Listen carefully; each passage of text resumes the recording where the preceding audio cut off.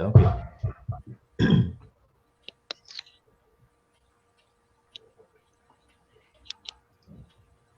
Acho que já veio.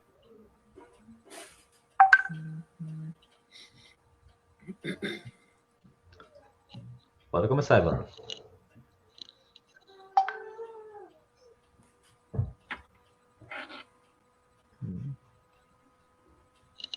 Já está no...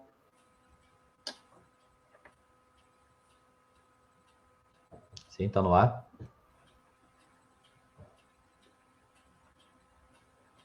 Acho que bloqueou. Congelou a imagem. Agora melhorou. Tinha congelado a imagem dele. A de você está natural. E a do Evandro congela um pouquinho. Ó.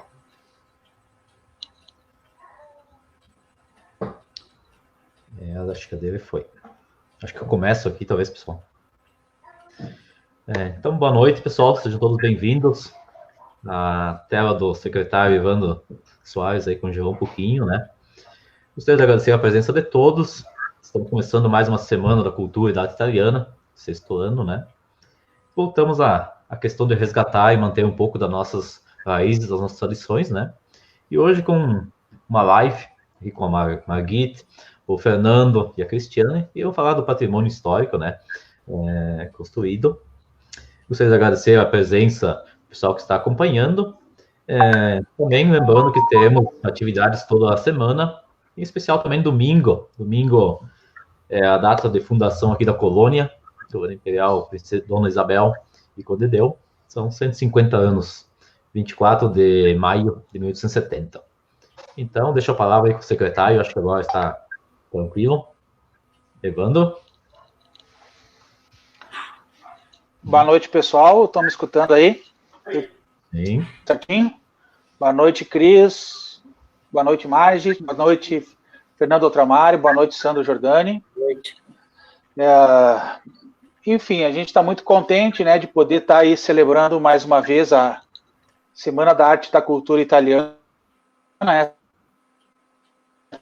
do Círculo Trentino, né, e que parceria na sua realização aí de diversas instituições, entre elas, né, a Secretaria de Cultura, o Museu do Imigrante, o Ponto de Cultura Vale dos Ventos. Também temos a NEA Brasil, a Família Trentina de Santo Antão, de Pedra, e também a NEA Itália.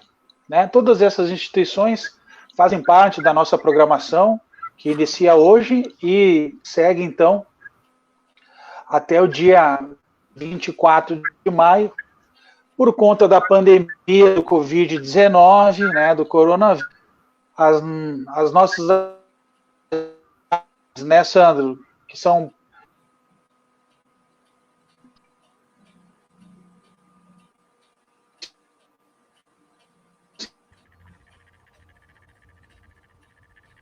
Congelou de novo. Através, né, das...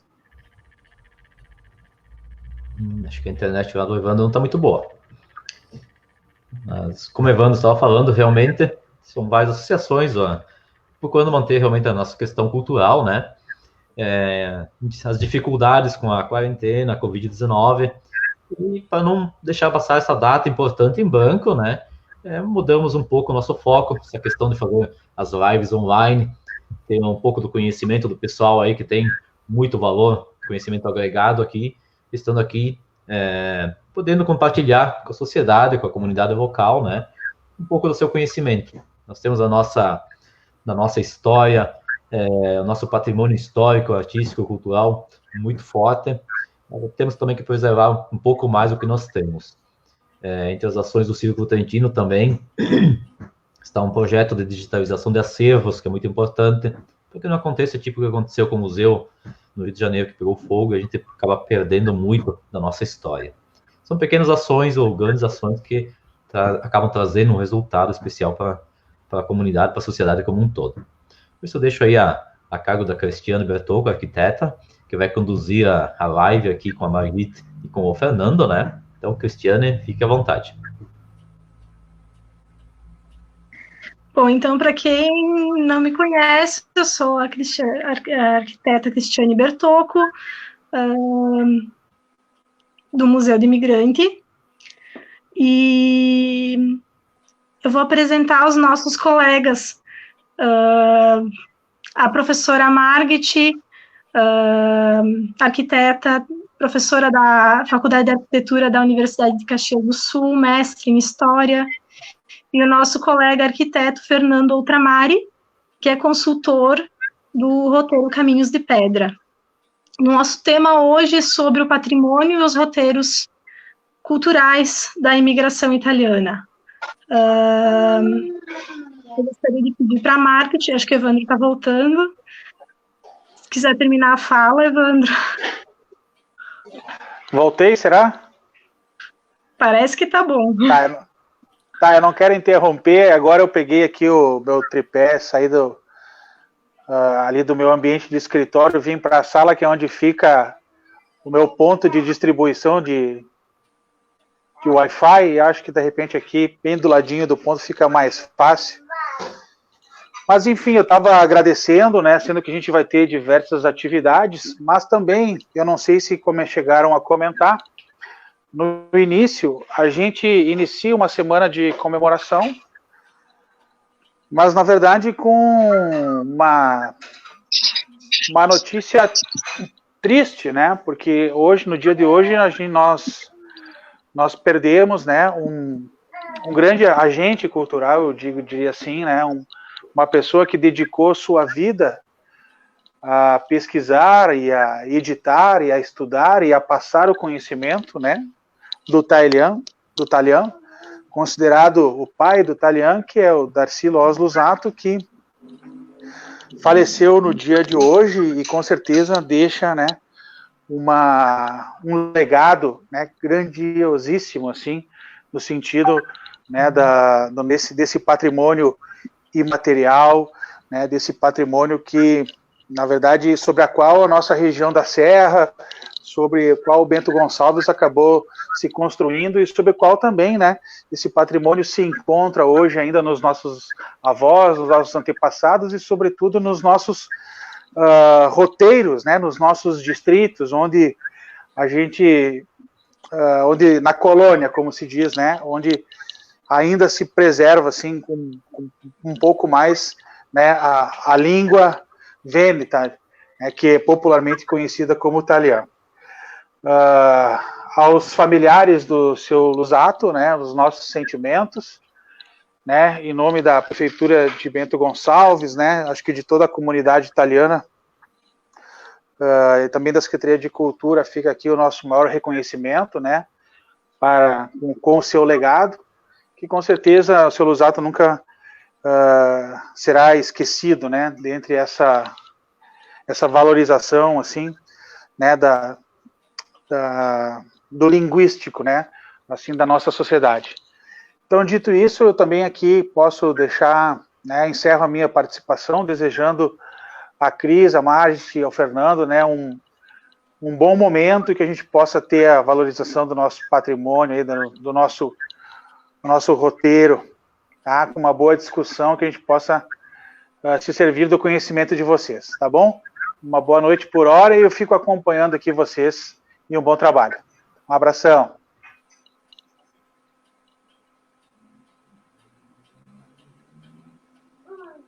Margit, então, acho que a Margit pode começar. Nenhum estudo começa sem a teoria. Então... É verdade. Gente, é interessante, né? Eu escutando o Evandro, escutando o Sandro e fazendo uma análise curta. Eu sou uma alemã que veio para cá, para Bento, né, há mais de 34 anos atrás. Eu sou apaixonada pela região, eu sou apaixonada por essa cultura, também sou neta de imigrantes, né, alemães, mas eu amo muito tudo que é ligado à cultura italiana, e como eu estou trabalhando já há mais de 12 anos dentro da universidade aqui de Caxias do Sul, no campus Bento, eu acabo realmente me envolvendo muito com trabalhos de pesquisa dentro da área da cultura italiana. Então, é bem interessante, porque eu acabo conhecendo lugares que eu jamais imaginava que existiam aqui na região. E até edificações históricas, igrejinhas, capelas que eu nunca imaginava existissem, né? Eu tenho uma menina agora recente, a Gisele Gusberti, que é de Fagundes Varela, fazendo um trabalho maravilhoso de Fagundes Varela, onde tem paisagens maravilhosas que provavelmente nossos imigrantes também passaram por lá. Então, é encantante todo esse nosso trabalho frente a resgatar a cultura, resgatar paisagens, resgatar e montar roteiros. É sensacional. É isso aí. Acho que passamos para o Fernando. Bom, é um prazer enorme estar fazendo esse contato e essa manifestação aqui de hoje, né? Principalmente com vocês que são da área do patrimônio, são da área da preservação, ou seja, da paisagem cultural. Eu gostaria de deixar os meus sentimentos para a família, né, Lusato, e dizer que o Lusato fez a parte dele, né? Nós temos aí um acervo maravilhoso, sabe? Uma pessoa que parte dessa para outra, como ele está partindo agora, mas ele deixa algo que nós temos um vasto material para estudar, para academia, para mergulhar em tudo isso, para que foi até hoje, vai ser cada vez mais, porque é uma ferramenta da busca do patrimônio imaterial, ou seja, da certificação dos nossos antepassados, dos costumes, dos valores, né? Então, eu queria dizer que esse aspecto é muito importante. Fiquei muito triste com a partida dele e acho assim, ó, que uma live como essa eu queria oferecer para ele, sabe? Como uma homenagem, né? Porque a gente está aqui fazendo algo que é muito vinculado com ele, sabe? Veio muito dele e de muitas outras pessoas, pesquisadores, e que fizeram vamos dizer, a contribuição, né, ao longo da sua vida. Mas falando do trabalho da gente, a gente trabalha como consultor do Caminho de Pedra há mais de 15 anos, né? E a gente teve, no início, um encantamento com aquele material. Eu trabalho muito com shopping center, mas eu pensava assim, eu digo, shopping center não tem nada a ver com preservação e valorização de patrimônio histórico, né? E aí a gente começa a ver que o intuito, a raiz do shopping era o consumo, o foco do consumo e tal. Mas isso, ao longo do tempo, tomou uma nova visão e está tomando cada vez mais uma nova visão, fazendo o paralelo que eu gostaria de fazer para vocês agora da história do consumo, vamos dizer assim, o consumo crítico, ou seja, aquilo que tu tens algo para buscar e que tenha uma essência, né? Então, nós falávamos no início do aspecto do turismo, da exaltação da nossa arquitetura, do nosso patrimônio histórico, do patrimônio material e imaterial, e a busca das pessoas que gravitam nesse entorno e vêm para a Serra Gaúcha, vêm para todos esses aspectos desses locais, por exemplo, que são preservados e que são operados. Então, a importância, né, da academia que levanta, que joga o olhar dos universitários para esse nosso patrimônio e o operacional disto. E aí que eu queria fazer um gancho, por exemplo, do aspecto que esse operacional é uma fonte de renda. Patrimônio histórico é extremamente lucrativo desde que se faça dentro dos padrões e dentro de uma busca de profissionais que tenham expertise nesse lado. E isto é um diferencial, porque ter uma loja, ter um comércio, ter uma ABL, que a gente chama da área bruta locável, e ter ela com essência, com o link do espírito do lugar, da temática vamos dizer assim, dos usos e costumes das famílias, de todo aquele legado que vem, que o Lusato é um depoimento fortíssimo de tudo isso. Gente, a certificação é logo ali. Pois é, Fernando, então, né, uma coisa que a gente é legal a gente falar, principalmente para quem está começando e conversa de arquiteto é sempre muito técnica, né? A gente não consegue fugir de um certo dicionário que a gente leva anos para estudar e é natural. Quando a gente fala em patrimônio, é bom destacar que não é só o patrimônio material das edificações, da arquitetura. Quando a gente fala em roteiros, a gente fala dessa questão mesmo, do talhar, dos dialetos, dos jogos, da nossa gastronomia, às vezes casas antigas também, materiais, mas que não tem necessariamente o valor delas por causa de uma arquitetura excepcional, mas principalmente por causa do uso que elas têm, né? Então, isso é paisagem cultural.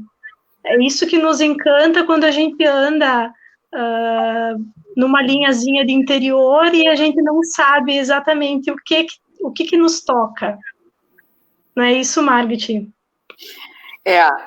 Esse olhar que eu acho que é sobre o patrimônio, sobre a questão também da vida das pessoas, dos imigrantes, o cotidiano, né? Essa questão de estar se cultuando também a questão da gastronomia, sempre se refazendo receitas, né? Que antigamente as nonas traziam para cá. Então, isso é muito legal. Mas voltando à questão e focando na questão dos roteiros, eu estava pensando justamente nisso que o Fernando colocou, da questão turística, né? Por exemplo, há alguns roteiros já ocorrendo muito interessantes só em capelas religiosas, por exemplo, onde o foco são público de idosos que acabam vindo para a região e se maravilhando com a diversidade que se tem desse patrimônio religioso que se tem. É muito legal e eu acho que também é um trabalho muito forte dos arquitetos e urbanistas, juntamente com as secretarias de Cultura e Turismo dos municípios, que precisam atuar juntos nesse roteiro. Porque o roteiro se constrói, gente, não só com arquitetura, o roteiro se constrói com economia, com turismo, com cultura, se constrói todo um roteiro que não é falso, é um roteiro verdadeiro, é um roteiro existente, né? É uma coisa muito permeável material, e junto com esse material vem o imaterial, vem as cantigas, vem as danças, vem as orações também, né? Então, isso é muito importante. E falando, inclusive, da questão também, eu acho que essa homenagem que a gente faz hoje para a família Lusato, né, através dessa nossa manifestação, é muito legal. Se fosse hoje o meu dia, né, de partir daqui, eu ia gostar de ter uma homenagem tão forte como essa que a gente está fazendo hoje, falando de patrimônio imaterial, né, falando da propagação da cultura italiana nas nossas regiões, né? E falando um pouco, né, Fernando, eu olhando por fora os Caminhos de Pedra, tenho comentado muito com meus alunos na universidade a importância da diversidade que o Caminhos de Pedra tomou em termos de roteiro, né? Onde abraça públicos diversos, onde eu abraço a criança que pode ir lá ver as ovelhinhas, onde eu abraço o idoso que pode comprar um monte de lembrancinha e pode curtir, tomar um bom café da tarde.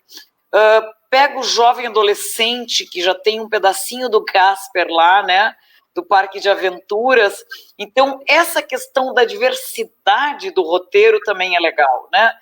São legais os roteiros que são bem temáticos, mas quando eu pego um roteiro que abraça todo o meu turista, abraça o meu público-alvo e toda a família, eu acho que ele tem um poder muito grande. as minhas alunas têm estudado muito isso também, a questão do público-alvo que tem vindo para a região. Quem, afinal, está vindo para cá? Quem, afinal, quer conhecer a nossa cultura italiana? E eles amam, vou dizer para vocês, que é uma coisa, assim, maravilhosa ver como o turista de fora aprecia essa cultura. E mesmo o turista aqui, regional, como eu, que sou de origem alemã, também aprecio muito essa cultura tão forte dos italianos aqui em toda essa região, né? Mas o que eu enfatizo é a questão do roteiro.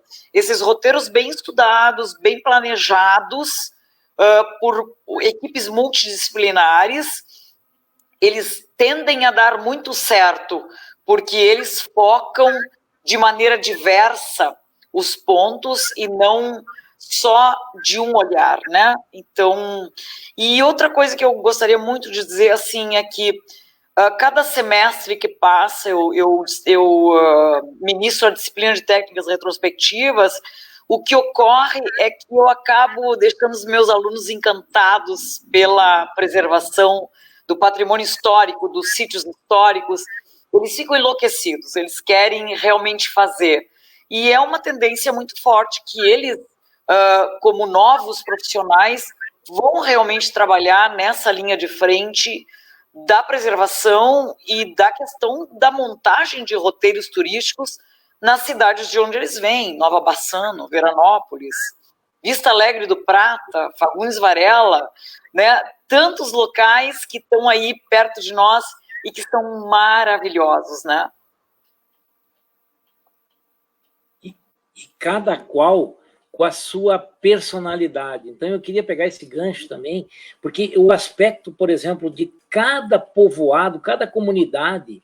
Bom, o Júlio e o Tarcísio Miquelon, quando criaram o Caminhos de Pedra, eles tinham, na verdade, um gancho que era fazer com que os olhares fossem para o homem do meio rural, né? E também uma ocupação, ou seja, uma demanda pós-hotelaria, né? O que essas pessoas poderiam fazer após a permanência ou durante a permanência nos hotéis. E isso foi algo que veio...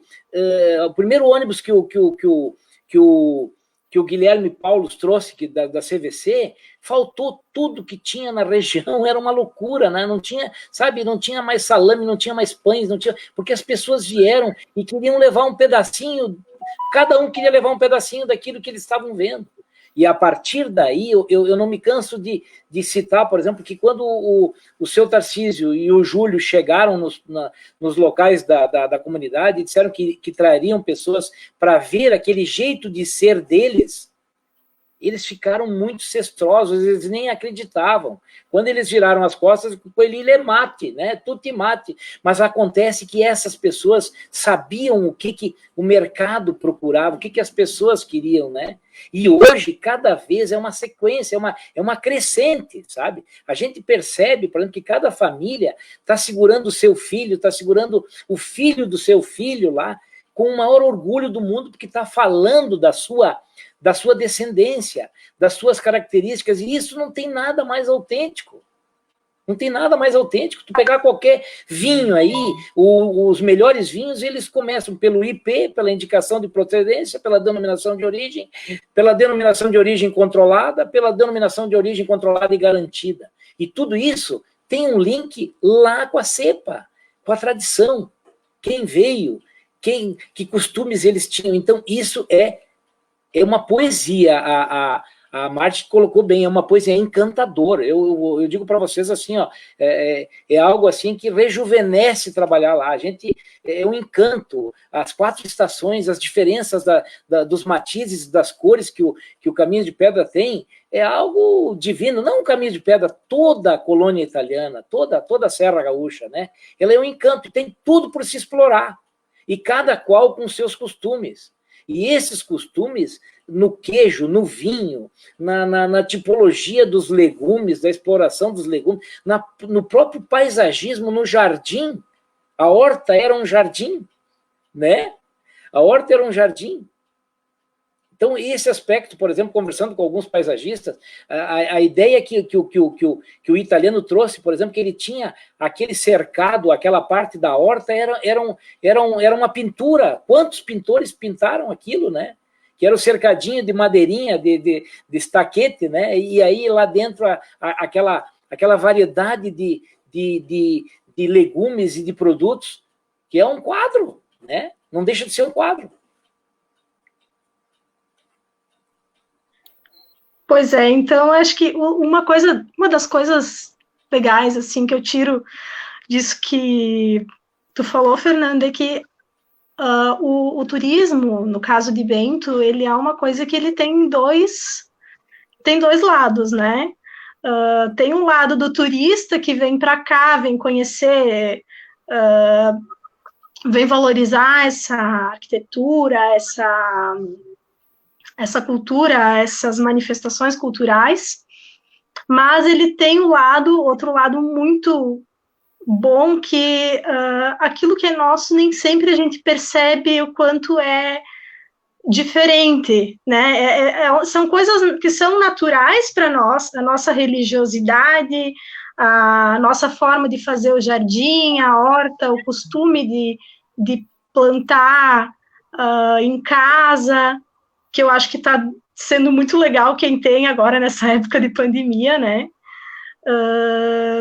Essas coisas que são normais para nós, que são diferentes para quem vem de fora, a gente precisa da pessoa que vem de fora para poder enxergar o valor disso, né? Enfim. Nesse aspecto que eu coloco, né, a questão, por exemplo, do aluno de arquitetura que vem até o 5º, 6º semestre só fazendo obras novas, né? E daí cai na minha disciplina, e aí eu acho engraçado também quando eles usam o termo reforma. Eu digo, não, gente, é intervenção, é restauro, é consolidação. Então, é interessante que os termos também são complexos, né, de se entender. Mas é interessante porque os alunos começam a me mandar pelo WhatsApp várias fotos. Olha, prof, essa casa aqui está à venda, 3 milhões, vão demolir, é uma lástima. E aí a gente pensa, né? Agora também eu tenho uma aluna de Garibaldi, que eu digo para vocês que eu amo a Buarque de Macedo, com aquelas características que Garibaldi conseguiu tão maravilhosamente manter. Talvez tenha algumas coisas que a gente não gosta muito como arquiteto, mas no geral, quando trabalham naquela festa que já se tornou notável, que é o Vintage, né? E aquela iluminação, e agora tem uma das casas que está à venda, e é um ícone de arquitetura moderna, uma obra de 1930, e que está correndo risco de ser demolida, né? Então, eu choro por dentro, porque, na verdade, a Buarque de Macedo, sem essa casa, vai ser diferente. Então, e as alunas que estão fazendo o trabalho lá, a Alice e a Annelise, estão num sentimento muito forte, assim, de tristeza, pela questão de estarem pesquisando e talvez a gente perder essa edificação histórica, né? Quando a gente perde essas edificações, nos dá uma tristeza por dentro, porque daí eles começam a valorizar todo esse nosso, né? E não só pensar na imigração, como nos filhos desses imigrantes, o que fizeram, né? Depois, né? Pós arquitetura vernacular, o que a gente tem de ícones, por exemplo, de arquitetura industrial ainda, dos anos 20, dos anos 30, que a gente não deveria perder, né? Porque a gente tem que segurar eles para as nossas futuras gerações, que vão vir, né? E que vão ter esses ícones ainda, que representam a nossa identidade, representam a nossa história, representam o grande sucesso econômico que é a região, porque realmente é uma região muito rica. Eu acho que uma das, se não é a primeira, é a segunda do estado, né, em termos de pujança, né, Então, eu acho que isso realmente a gente tem que manter, né? Manter muito firme esse olhar diferenciado do aluno, da pessoa, do menino, da criança. Por isso que eu comento muito que a educação patrimonial precisa começar nas raízes, né? Lá no ensino fundamental, que agora o museu tem um trabalho muito significativo em relação a isso, onde vai começar no ensino fundamental, nas escolas municipais, a trabalhar o amor pelo patrimônio já desde pequenos, né? E essa é uma cultura que a gente precisa criar dentro da população, não só dos arquitetos e urbanistas, como toda a população precisa ter esse olhar sensível e que enxergue mais do que a gente, na verdade, quer mostrar, esse patrimônio material e o material inserido dentro dessas edificações e desses sítios urbanos. Eu queria pegar um gancho desse aspecto que tu levantaste da casa da Buarque de Macedo, né? Então, eu acho que, por exemplo, uma live como essa nossa aqui, ela teria que ter um pontinho a mais para poder chegar, nós aqui, 3 arquitetos, né? Tem o secretário, tem o Sandro também, mas algo assim, por exemplo, que esse pessoal, essa tristeza que as tuas alunas têm, eu também tenho. E já tive, já perdemos batalhas e tal, mas assim, de que a gente possa buscar os argumentos mais longínquos possíveis para tentar dissuadir essas pessoas que são empreendedores, e que elas olhem, por exemplo, assim, não é aquele xiita que está preservando o patrimônio a qualquer custo, não, é algo que eles têm que olhar, por isso que eu quero enfocar e fazer dessa live um tema tipo esse, patrimônio histórico, dá lucro. Patrimônio histórico, ele não sai do zero tendo que fazer a imagem toda da edificação e da operação que vai se dar para esse local. Se essa operação tiver um link com a utilização anterior, claro, com a inovação tecnológica, que nós não podemos congelar as coisas, né? Mas então, assim, aqui, que a demanda de um mix, por exemplo, da Buarque de Macedo, está precisando algo ali, naquele mix, olhar para essa demanda, mas naquele prédio, com a intervenção de profissionais experientes, com expertise disso. E a lucratividade desse é perfeitamente possível mostrar em planilhas. Não é tesão de arquiteto, nem paixão de arquiteto, não. Na verdade, é planilha. As pessoas mostram o que é. Tem estudos que mostram que aquela área, no momento que ela chegou e ela utilizou aquela edificação que já existia aí e que ela recebeu essa transformação, essa intervenção e que ela atende novas demandas, a lucratividade, o percentual de retorno econômico é muito maior. Então, eu queria aproveitar esse gancho para tentar dizer, olha, gente, não é só cabeça de arquiteto, é caixa registradora. Dentro de um patrimônio bem estudado e bem operado, ela faz plim-plim, ela dá retorno, gente. Então, se demolir, fizer uma construção nova, saiba que vai ter que reconstruir toda. Algo que... mas eu não quero fazer o que o pessoal fazia na casa aí há 100 anos, mas tu pode fazer variáveis daquilo. E ter um link, ou ter um setor, um corner lá dentro que faça aquilo que a casa fazia e tu ter uma outra atividade. Então, é muito grande a gama de operacionalização que a gente tem hoje, que a gente tem sugerido para proprietários, e os proprietários estão contentes com os resultados e estão de bem com o território. Porque pegar e botar lá na Buarque de Macedo uma casa toda de cristal, de vidro temperado, maravilha, tudo bem, mas e aí, se puder utilizar isto, que veio até agora, né?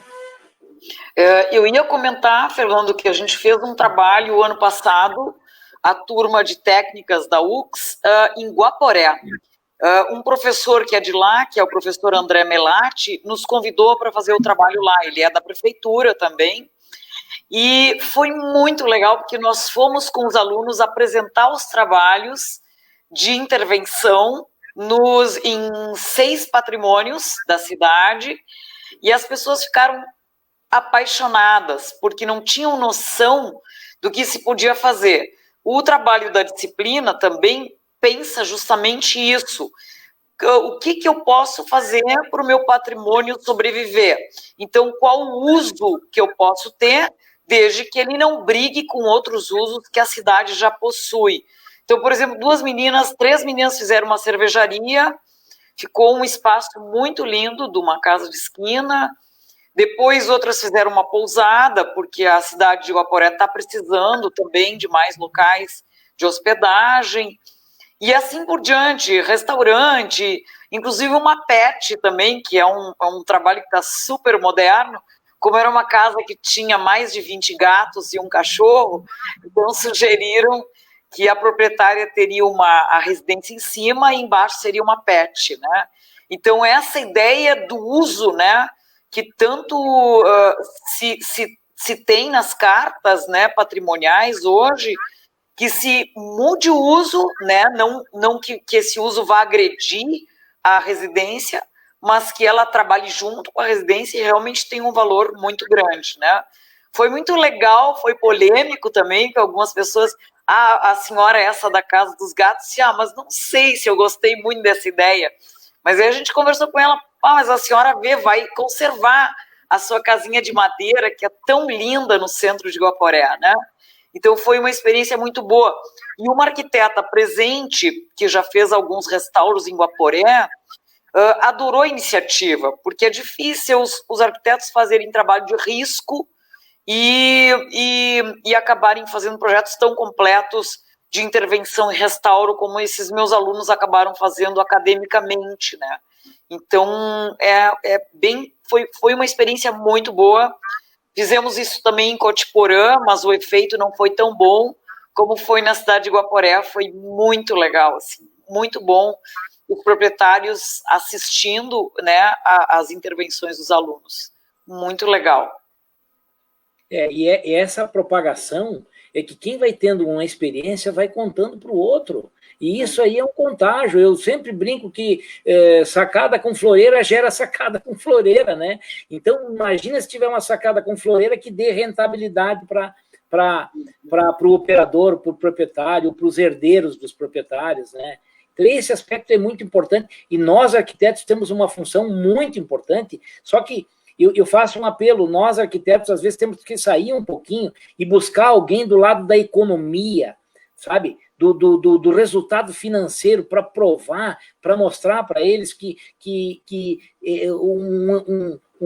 uma fachada ou uma preservação de um patrimônio com uma operação, seja ela lá a que eles escolherem, ela já tem um passo adiante. Ela não nasce sem conexão com o entorno, ela nasce com conexão com o entorno. Então, tendo conexão com o entorno, já é um quesito. Então, já é um quesito de sucesso.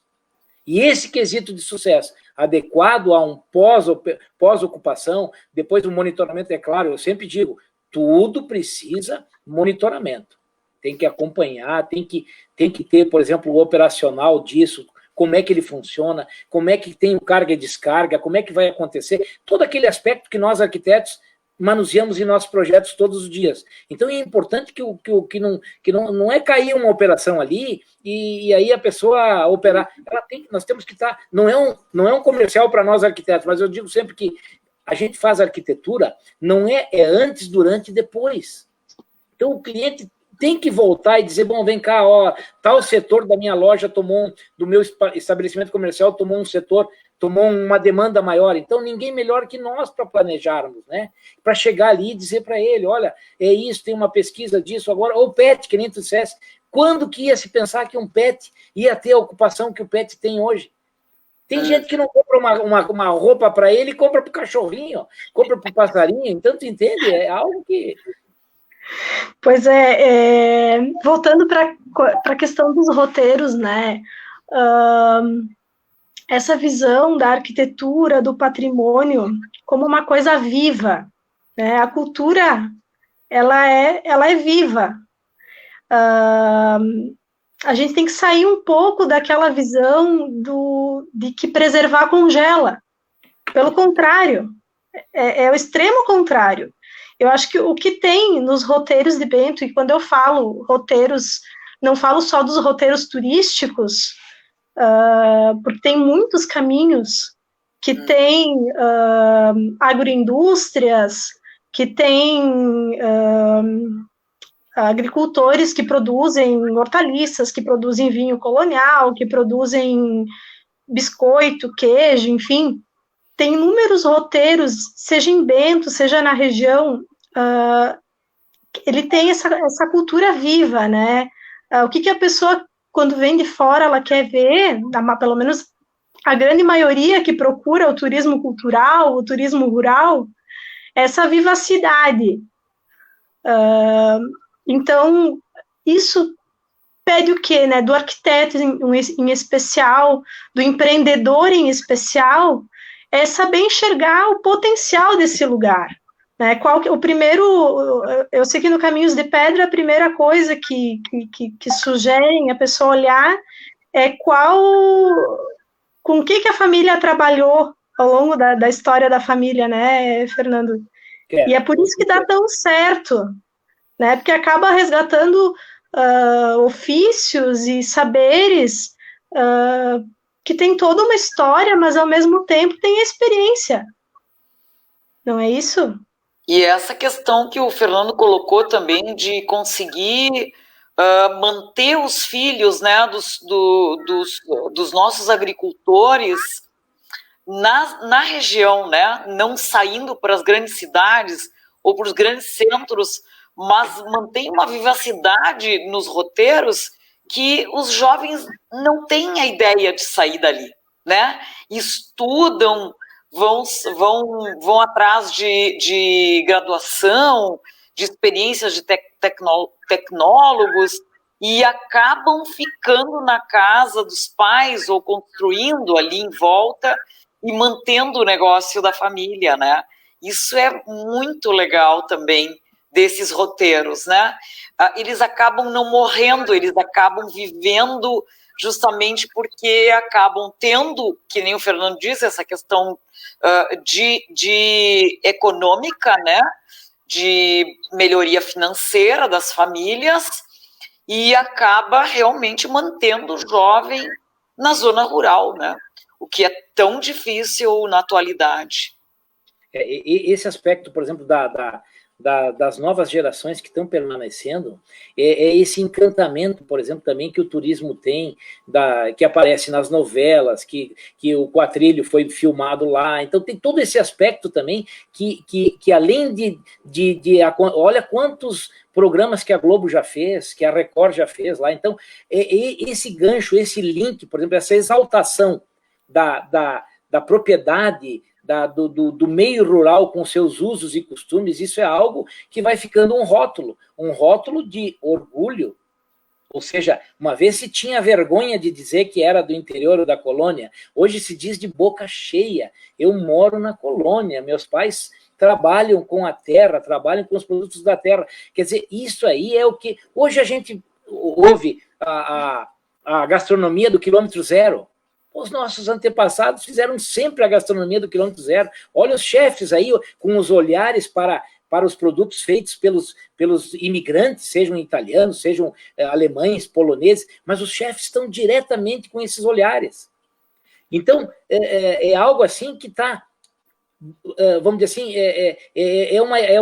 é uma melhoria contínua. Eu digo assim, ó, nós temos um compromisso de termos o cuidado de não gerarmos, por exemplo, intervenções errôneas, falsos históricos, ou seja, tem a casa preservada, vai fazer intervenção, parte, né, Margem, para intervenção contemporânea, mostrando aquilo que é hoje, né, a tecnologia de hoje, mas preserva e exalta aquilo que tinha.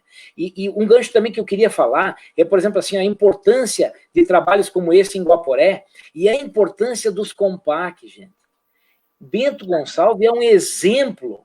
Eu sei que a gente tem várias divergências, discussões, eu acho que é muito bom isso, ter divergência, ter discussão, mas eu digo assim que o formar conceito do Compact de Bento é estadual, gente. Eu tenho muitos colegas meus que me falam, mas como é que é lá em Bento? Eu digo, não, pessoal, se criou o Compact, se luta pelo Compact, e outra, essa potencialidade que Bento tem, que a Serra Gaúcha tem, desse desenvolvimento, porque olha o que é o ramo moveleiro, olha o que é o ramo dos vinhos, olha o que é tudo em Bento, né? Então, isso aí é paralelo. Eu tenho amigos de Bagé que vamos dizer assim, Bagé tem tanto patrimônio histórico ou mais que Bento, mas não tem uma classe desenvolvimentista, ou seja, um grupo de vanguarda, né? Ou seja, a Serra Gaúcha, ela é, digamos, o Vale do Silício nosso aí, né? Então, o que é isso? Gente, nós temos aí o velho, o italiano de ontem e o italiano de hoje, que não faz feio no mundo inteiro, nas exposições de móveis, nas exposições de máquinas, e isso aí é o quê, gente? É o ontem que está aqui presente. Então, eu acho que nós temos a obrigação de ser Compac. Eu tenho falado com muitos prefeitos de cidades menores, eu digo, cria o Compac. Ah, mas tu acha criar o Compac numa cidade? Cria o Compac, cara. Daí vão olhar para o patrimônio, vão aprender com cidades maiores, né? Com olhares diferenciados para isso, e olha o resultado que tem. Então, o Compac de Bento é formador de conceito, gente. Eu quero aproveitar essa live para deixar, sabe, a gente não concorda em 100% com todo lá, mas a gente está lá lutando, sabe? Entende? E eu acho que é uma bandeira maravilhosa, não tem bandeira melhor que essa. Ia comentar o gancho, Fernando, porque eu falo para minhas alunas que são das cidades ao redor aí, eu digo, vocês precisam, na cidade de vocês, criar os conselhos, né? Vocês são responsáveis por isso, né? E aí eu digo, o conselho realmente tem, às vezes a gente se pega no conselho, né? Mas é importante que o conselho existe e ele tem a sua importância, e o pessoal em Bento já respeita muito as decisões do conselho. Embora brigue um pouco, mas também respeita, né? Isso é importante. Então, a gente já está indo para o final. O meu comentário, pegando o gancho do que o Ultramar estava falando, e do que a Margaret falou também sobre arquiteturas mais recentes, é legal a gente pensar que a arquitetura da imigração, ela não é só... Claro, a gente tem uma arquitetura vernacular excepcional em termos de raridade técnica, em termos de linguagem, mas a gente vem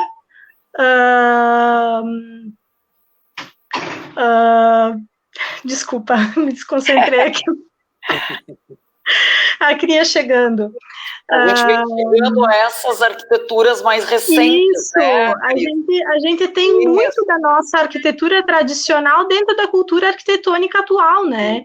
Então, tu tirar o potencial de uma arquitetura antiga, tu pode também tirar o potencial das arquiteturas mais recentes. Olhar para a sua casa e tentar enxergar ela como uma coisa que é diferente para o outro. As nossas casas de madeira de 20 anos atrás são completamente diferentes das casas de outros lugares do país. Então, eu acho que é isso, né? Saber olhar para si mesmo, olhar para a sua família, para a sua cidade, e ver que isso é bonito, que é diferente, que é uma coisa que, quando a gente vai para a Itália, quando a gente vai para a Europa, a gente enxerga muitas das coisas são atuais, né? Então, isso também é o nosso potencial. Bom, eu acho que a gente está encerrando, né? Eu quero agradecer muito a oportunidade de poder falar um pouco do que a gente tem a cada dia aprendido. Eu acho que a gente aprende cada dia outra coisa e tem visões diferentes de outros profissionais, né? Eu vou num seminário também em Porto Alegre, onde tem muitos advogados que são defensores das culturas e do patrimônio histórico, e eu fico encantada porque não são só arquitetos e urbanistas que são realmente interessados na história e na manutenção dessa história. Então, eu incentivo a todos a, pelo menos, conhecer e começar a observar o que tem em volta de si, né? Quando eu que sou uma pessoa de fora e apaixonada pelo lugar onde eu moro e por todos os lugares, né? A Cris e eu, junto com uma aluna chamada Cíndia, fomos até a Eulália Baixa, e enxergamos um lugar maravilhoso, que é uma igreja de pedra e um cemitério de pedra. Eu disse, meu Deus, eu moro há 35 anos aqui e não tinha visto essa maravilha. Então, incentivar que a gente que mora aqui também conheça todos esses locais lindos que a gente tem aqui, né? Um abraço a todos, então. Foi muito bom conversar com vocês, Cris, Fernando, foi muito bom. Com certeza, né, Mário? Eu acho que isso aqui a gente é um crescimento mútuo, né? E é como tu dissesse, a cada dia que passa a gente vai olhando e vai vendo, vai somando, só soma, né? Nós falávamos no início que nós tínhamos que exaltar as coisas boas, e aí a gente precisa de 3 horas para falar todas as coisas boas que tem, né? De tantas que tem, né? E assim, ó, e exaltar esse olhar do jovem, da geração que está vindo hoje, que está curtindo vinho, que está curtindo o pão feito em casa, que está curtindo... Então, isso é para todas as gerações, né? Então, eu acho que quando ele tem essência, quando tem espírito de território, que ele tem espírito do lugar, ele tem tudo, entende? Porque ele é carregado, está carregado com toda uma vamos dizer assim, uma herança atávica que vem, que o avô, o bisavô fazia, a avó, do jeito que ela fazia a massa, e isso está passando, e a gente vê assim, olha nos programas de Masterchef aí para te ver, os caras estão puxando as coisas dos avós, sabe? E com o maior orgulho do mundo, sabe? A minha família decidiu fazer aí de três até depois vou enviar um livro para cada uma de vocês, e para o Sandro também e para o secretário. 3 livros que a minha mãe tinha. Minha mãe hoje está enferma, né? E ela tinha 3 livros de receitas, assim, sujo de ovos, de massa, que ela usava, sabe? E aí o meu irmão pediu, com quem que estão esses livros? Com quem que estão esses livros? Eu digo, tá comigo lá, porque eu pensei que iam botar fora e tal, né? E aí a gente fez com as receitas dela. Eu não imaginava, fizemos 1.500 livros e já estamos indo para a 2ª edição, gente. Porque aí tem em ultramar e no mundo inteiro que quer as receitas, porque estão encontrando o link, né? Entende? E aí tem um pouquinho de história em cada receita, né? E aí tem um primo meu da Itália que também fez uns depoimentos muito interessantes. Então ficou de um livrinho de receita, ficou um livro com recheio e com gosto de família, sabe? Então é algo que é patrimônio, né? Patrimônio. Um abraço para todos. Ia complementar também, gente, é uma maneira de... Eu estava pensando, quando o Sandro falou 150 anos, e nós temos que comemorar diferente, né? Tem que comemorar online, né? Não pode fazer festa, não pode se encontrar, e a gente se encontra online, né? Então, esses 150 anos vão ser inesquecíveis, né? Vamos fazer o quê, né? Mas vai ter tempo para nós nos abraçarmos muito, né? Com certeza. Deus queira, né? Deus queira. Bom, com certeza, daqui a 5 anos, quando a gente comemorar os 150 anos da ocupação das colônias, aí eu espero que a gente possa fazer muita festa e, quem sabe, com um olhar muito mais emocionado com a nossa cultura, né? Que esse tempo em casa nosso, voltado para a nossa família, voltado para a nossa casa, que possa ser um tempo de reflexão e de olhar as nossas paisagens, as nossas receitas, os nossos jogos, enfim, a nossa vida familiar. Eu agradeço muito vocês por participar, peço desculpas pela baguncinha no fundo. E faz que possamos parte da casa. Da casa. Que a gente possa ter mais oportunidades para esse tipo de reflexão, que cada um possa olhar para si, para sua família, e buscar entender o que é patrimônio para si, né? Muito obrigada e tudo de bom. Obrigado a vocês também. Um abração para todos. Para todos também, para todos vocês aí. Obrigado pela oportunidade.